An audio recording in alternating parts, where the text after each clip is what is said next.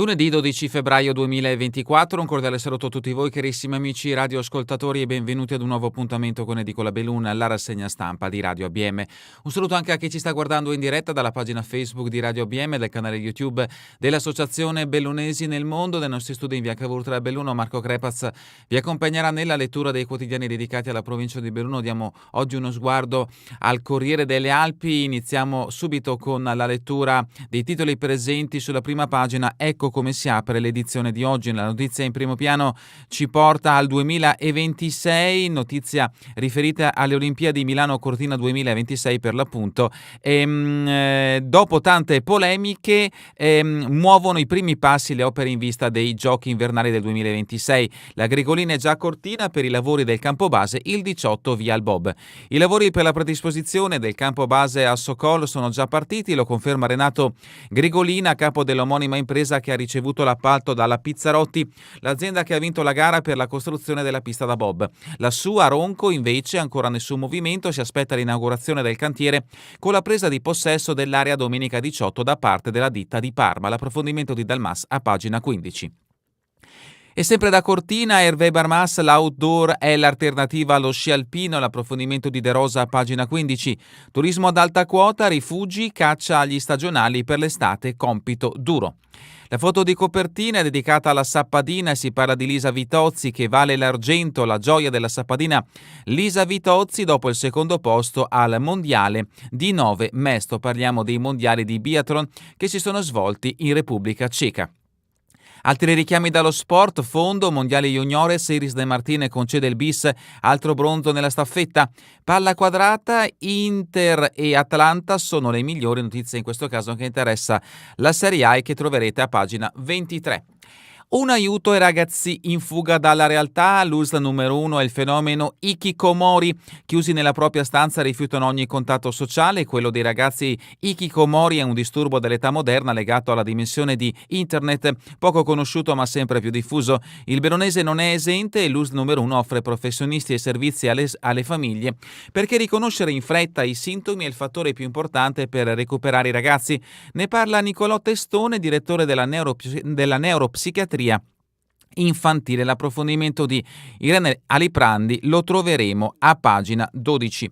E addentriamoci all'interno di questa edizione del Corriere delle Alpi, notizie riferite alla provincia di Belluno. La prima la troviamo a pagina 12 e questo servizio a firma di Irene Aliprandi. Ragazzi hikikomori, i casi sono in crescita, riconoscere i segnali è fondamentale. Testone della psichiatria infantile, disturbo poco noto, spesso viene diffuso con altre psicopatologie dell'età adolescenziale. Chiusi nella propria stanza rifiutano ogni contatto sociale. Quello dei ragazzi hikikomori è un disturbo dell'età moderna strettamente legato alla dimensione di internet. Nicolò Testone, direttore della neuropsichiatria infantile, studia questo disturbo da tempo e spiega come viene affrontato. Nei 3 anni alla guida della neuropsichiatria infantile dell'ospedale San Martino ho avuto e ho ancora in carico un caso di una ragazza, ma questo dato è sicuramente falsato perché altri casi possono essere arrivati ai servizi territoriali e classificati diversamente. Bisogna tener conto infatti che stiamo parlando di un quadro clinico i cui contorni sono estremamente poco chiari, sfumati e quello che per me può essere inquadrato come disturbo hikikomori per un collega si colloca in altre patologie di diagnosi. L'isolamento deriva dal rifiuto di accettare la competizione scolastica e sociale. In questo scatto vediamo un ragazzo con disturbo di hikikomori che si rifugia nella dimensione virtuale di internet. Vietare internet è del tutto inutile, va insegnato un uso consapevole, un caso in provincia, stiamo lavorando sul reinserimento scolastico. Questa l'ulteriore dichiarazione del direttore della neuropsichiatria infantile Nicolò Testone. Siamo a pagina 13, il distretto bellunese, si parla di economia, l'occhiale dalla A alla Z con Venevision, 7 aziende per una filiera completa, l'amministratore delegato Nicola Belli è di San Vito di Cadore, nel 2020 abbiamo acquisito la trevigiana Trisottica, poi ci siamo allargati nelle lenti e nelle montature, serve tanta tecnologia perché hanno il potere di migliorare l'aspetto di chi le indossa. Il gruppo Triveneto conta 530 dipendenti e un fatturato 2023 ben oltre gli 80 milioni di euro. L'intervista è a firma di Stefano Vietina. Ho trasferito negli articoli sportivi la tecnologia della Formula 1. Belli ha lavorato a lungo con Benetton, Sport System e Ferrari. Elaborò i materiali per il bob vincitore dell'oro olimpico a Nagano. Si parla di turismo a pagina 14, ovviamente turismo sulle Dolomiti bellunesi, rifugisti, a caccia di stagionali estivi c'è concorrenza sempre più dura. Il CAI Veneto ha dato il via ai corsi di formazione specifici fiorentini, un'esperienza appagante ma impegnativa. De Cassan, presidente di Conf Alberghi Belluno, molti preferiscono il mare perché la stagione è lunga e remunerativa. Cercansi camerieri e baristi, fioccano gli annunci sui social, dalla Locatelli al Vazzoler, le strutture ad alta quota vanno a caccia dei lavoratori per l'estate.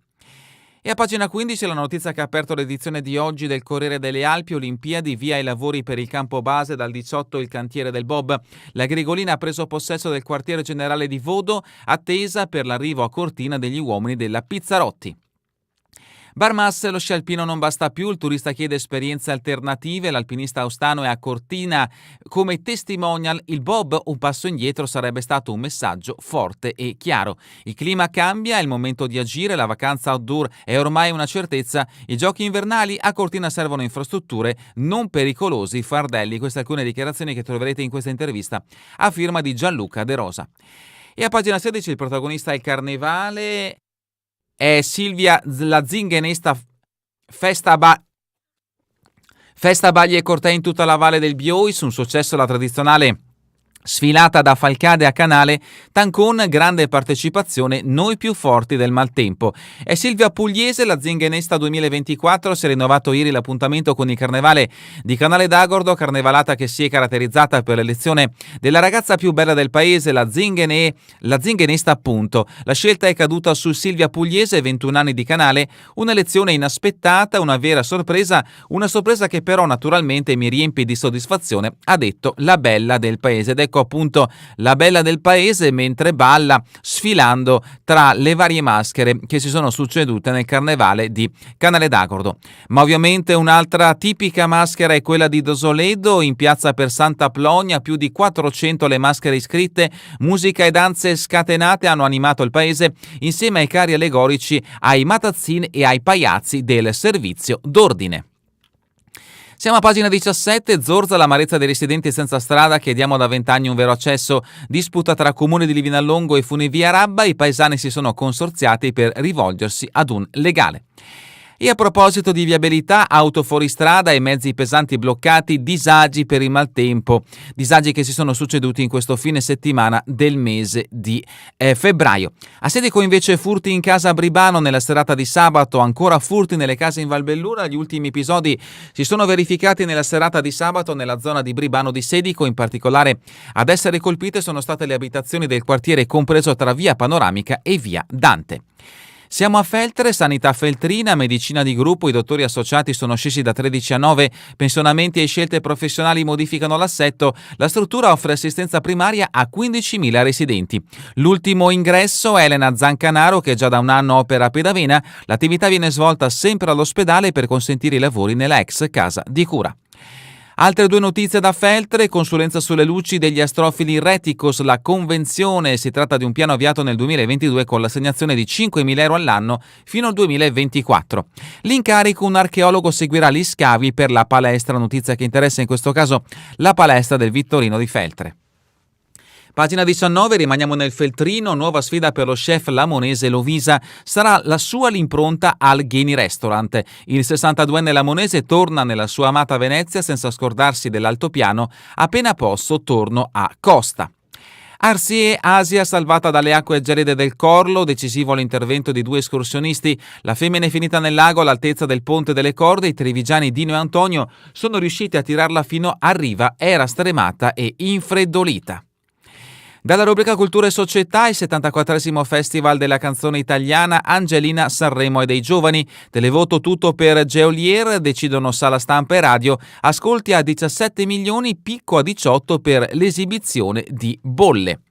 Ma continuiamo con le notizie che riguardano la provincia di Belluno e la cultura, il fuoriprogramma di una montagna di libri, Cunningham a Cortina, racconto la realtà. Il Pulitzer 1999 ha presentato la sua nuova opera Day, volevo una storia sul Covid che ha cambiato le nostre vite. E vediamo in questo scatto appunto Michael Cunningham sul palco di Cortina d'Ampezzo con Francesco Chiamulera e Carla Toffolo.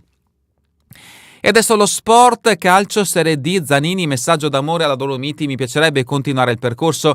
L'allenatore bellunese non nasconde il gradimento per l'eventuale conferma, ma prima cerchiamo di conquistare un posto nei play-off. Calcio di eccellenza, il Calvi fa lo scalpo al Cavarzano, 2-0 il risultato finale. Calcio di promozione, paese che vai, vittoria che trovi, dal Pago adesso ed Argento, 1-4 il risultato appunto tra Città di Paese e Alpago. Altri risultati, 1-1 tra Robeganese e Longarina Alpina, 1-3 tra Fiori Barp Cima Piave e ancora per quanto riguarda il calcio eccellenza femminile 1-3 tra Cavolano e Dolomiti Bellunesi. Per il calcio di prima categoria 1-2 tra Lentiai Cappella Fregona e ancora dalla prima categoria altri risultati 3-3 tra Schiara Sanfior, 1-1 tra Auronzo Dinamo. Dalla seconda categoria 2-1 tra Juventina Mugnai Fulgor Farra, 2-0 tra Comelico Suis, 0-0 tra Pedavena Castiona, ancora 0-0 tra Plavi Sarsier, 1-1 tra Cordignano Sospirolese, 1-0 tra Nogara e Sarmede, 3-3 tra San Michele Salsa Ponte Alpi. Per quanto riguarda il calcio giovanile, questi risultati: Under 19 nazionali D 5-2 tra Bassano Dolomiti Bellunesi, Under 19 regionali Girone F 2-0 tra Cavarzano Vazzola, 5-0 tra Alpago Ponzano, 0-2 tra Limana Europeo Cessalto, 1-0 tra Ponte Alpi San Vendimiano. Per l'Under 19 femminile 7-0 tra Villorba Dolomiti Bellunesi. Ancora dal calcio giovanile Under 17 0-0 tra Villorba Cavarzano, 6-0 tra Dolomiti Bellunesi Pro Venezia, 1-1 tra Ponzano Juventina Mugnai, 6-0 tra Alpago e tra San Donà e Alpago. Dal calcio al calcio a 5, Canottieri bella in casa con in testa i play-off dal Farra Salviamoci. E ancora Under 15, calcio a 5 giovanile, Canottieri punto a Jesolo per l'Under 15, sconfitte pesanti per la 17 e la 19. Pallavolo Serie A3, al Belluno piace la metamorfosi di Martinez, ci volevano minuti per trovare coraggio. Siamo in fiducia, possiamo vincere con tutte le squadre, continuiamo così. Ancora dalla pallavolo, De Francesco una ex a 1 nel vivaio del Belluno che ricordi Correggio, Feltre e Dolomia. Serie C femminile, ancora pallavolo, Home Click SB, nona vittoria in 10 partite, 3-0 tra Home Click SB Action Solesino. Sci nordico, mondiale juniores in Slovenia, Iris rifiorisce a Planica, grande bronzo iridato per la squadra azzurra, che soddisfazione. La Comegliana De Martin torna sul podio un anno dopo, possibile una convocazione in Coppa del Mondo a Lati. Rugby Serie B, Ris Cecchino nei piazzati, così Belluno piega il Trento, 15-13 il risultato finale. Trasferta a mare invece troppo rovato per il Rugby Feltre, 33-13 il risultato finale. Basket Serie DR1, crisi senza fine, il Valbelluna ancora sconfitto, 77-85 il risultato finale. Trasferta amara anche per la JMV, il Roncade prende solo la retina, Feltre avanti per 2 quarti, poi cede, 78-71 il risultato finale tra Roncade e Feltre. Curling, campionati italiani assoluti, argento dolce amaro per il club Dolomiti, Colli sfiora l'impresa, Costantini cade, vince il Pinerolo della ski pampezzana Rebecca Mariani, del maschile il team Retornà passa solo all'8ª mano. Sci alpino, campionato italiano giovani, Martina Scola bronzo sotto la fitta nevicata. Sci alpino a Bergamo, da pronostico Alba De Silvestro conquista il titolo italiano. Atletica indoor a Padova, Linda Cima chiude quinta nella marcia a 3 km. Corsa campestre, Sirbu, campione regionale alla Cross Colli di Soligo, domina nella 3 km. Atletica indoor, italiani allievi ad Ancona, Serafini è sesto nei 1500, Balest chiude nona nell'alto. E terminiamo con le previsioni del tempo in Veneto per la giornata di domani. Tempo stabile con cielo sereno o poco nuvoloso, per passaggi di nubi alte non si escludono locali riduzioni della visibilità sulla pianura interna in qualche fondovalle nelle ore più fredde. Precipitazioni assenti. È davvero tutto per questa edizione di Edicola Belun. Vi ricordo che torneremo in replica questa sera via streaming alle 20, domani mattina all'1, ora locale italiana. A voi tutti un buon proseguimento di giornata in compagnia come sempre di Radio ABM, la web radio dell'Associazione Bellunesi del Mondo.